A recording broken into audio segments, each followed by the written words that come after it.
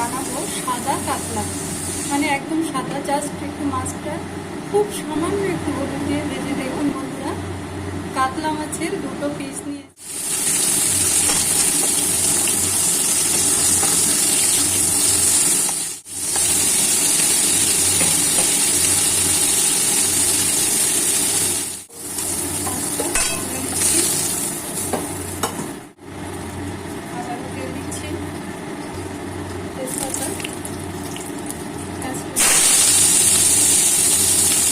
রসুন বাটা, আদা বাটা,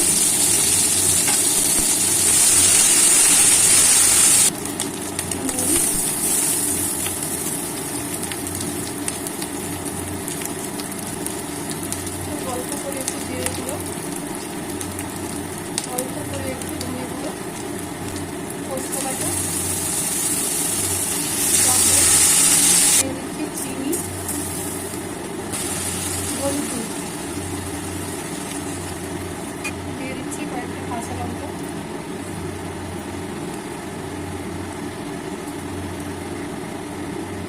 এবারে ভাজা মাছটা দিয়ে দেবো।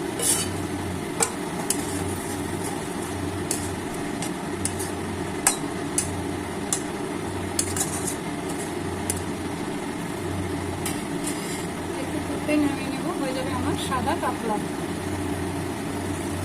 দেখুন বন্ধুরা, সাদা কাতলা রান্না রেডি হয়ে গেছে। এখন এটা আমি নামিয়ে নেবো।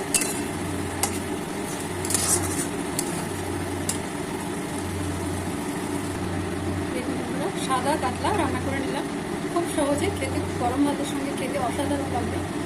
আমার এই সহজ সহজ রান্না যদি আপনাদের পছন্দ হয়, ভালো লাগে, তাহলে অবশ্যই আমার রান্নাঘর মধুর রান্নাঘরকে সাবস্ক্রাইব করতে ভুলবেন না। ভালো লাগলে লাইক শেয়ার করবেন। Thank you.